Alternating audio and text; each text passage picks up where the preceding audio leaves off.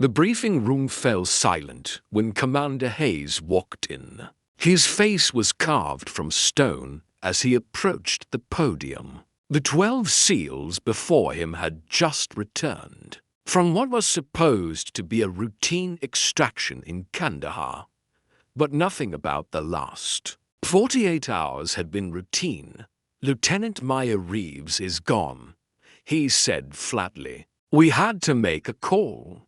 The asset was critical. The window was closing. We left her behind." Petty Officer Jackson slammed his fist on the table, eyes blazing with rage and grief. They had been Maya's team, and they had abandoned her in enemy territory to save a high-value target who claimed to have intelligence on an imminent attack. What none of them knew was that Maya Reeves was not dead. She was walking through 70 miles of hostile desert with a dislocated shoulder, 3 cracked ribs, and a fury in her heart that burned hotter than the sun. If you think this is just another war story, you're wrong. Because what happened when Maya came back would expose the truth about sacrifice, betrayal, and what happens when you underestimate a woman who refuses to die. The ridge had been her last stand.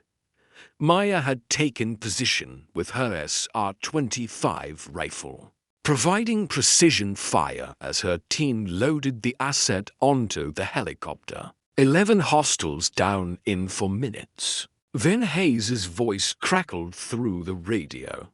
"Viper 1, we have to go now. The asset says there's a truck bomb heading to Kabul. Thousands will die." Maya understood immediately. One life versus thousands. Her life versus a city. "Go. I'll find another way out." The lie came easily. The helicopter pulled away as the enemy closed in. She'd fought with rifle, pistol, then knife before slipping away into a ravine. During the chaos, she'd buried herself under rocks and sand, breathing through a hollow reed while they searched for her. 3 days later, she was closing in on friendly territory. She'd navigated by stars, avoided patrols, stolen water from a shepherd's camp.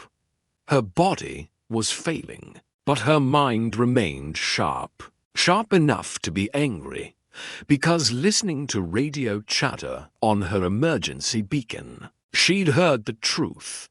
The asset had lied. There was no truck bomb, no imminent attack. He'd fabricated intelligence to ensure his own extraction, knowing American forces would prioritize mass casualties over one soldier. Think about this for a moment. How many times have you been betrayed by someone you trusted? How many times have you sacrificed everything only to discover it was for nothing? Remember that feeling as we continue, because Maya's next decision would determine not just her fate, but the fate of everyone who left her behind. The forward operating base appeared on the horizon. Maya staggered forward, and sentries ran toward her, calling for a medic. Their faces white with shock. "Ghost," one whispered, "you're supposed to be dead. Not yet." Maya rasped. She refused treatment until Hayes arrived. When he walked in, his face cycled through shock, relief, joy, then fear. He saw something in her eyes he'd never seen before.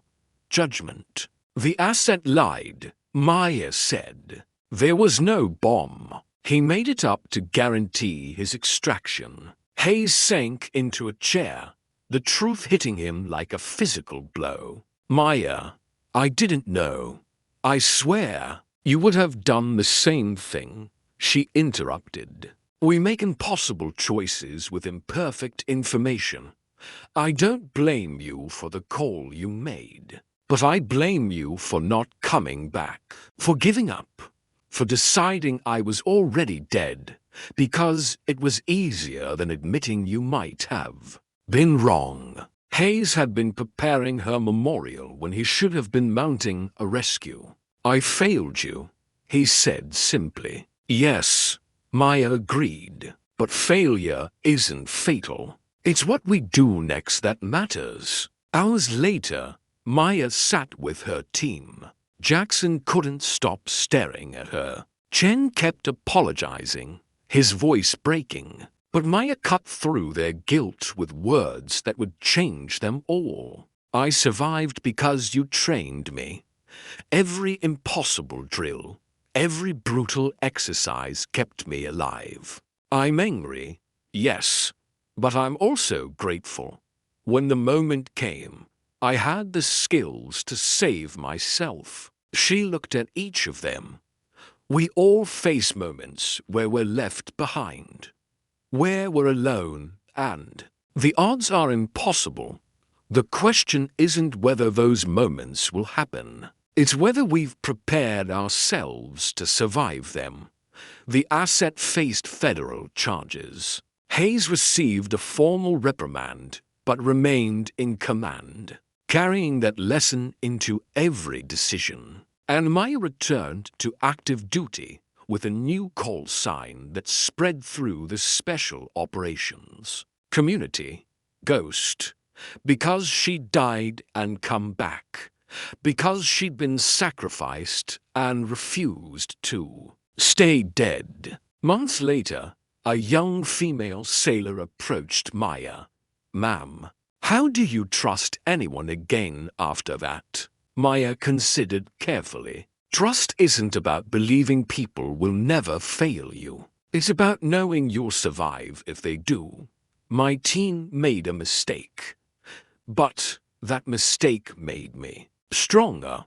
It taught me I don't need anyone to save me. I can save myself." This story isn't just about survival.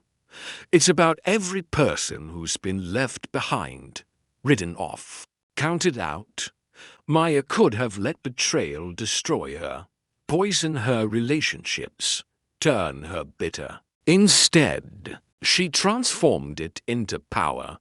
She used it to become someone who would never be left behind again. Not because others wouldn't try, but because she was simply too strong to abandon. Right now, someone is going through their own version of being left behind. Maybe it's you, maybe it's someone you know, and they have a choice. They can let it break them, or they can let it forge them into something unbreakable. Share this story with anyone who needs to hear that being abandoned isn't the end. It's sometimes the beginning of discovering just how strong you really are. The people who left Maya behind didn't define her fate. She did. And when she walked out of that desert, she walked out stronger than she'd ever been. You have that same strength inside you. The question isn't whether you'll be tested. It's whether you let that test destroy you or define you. Maya chose definition. What will you choose?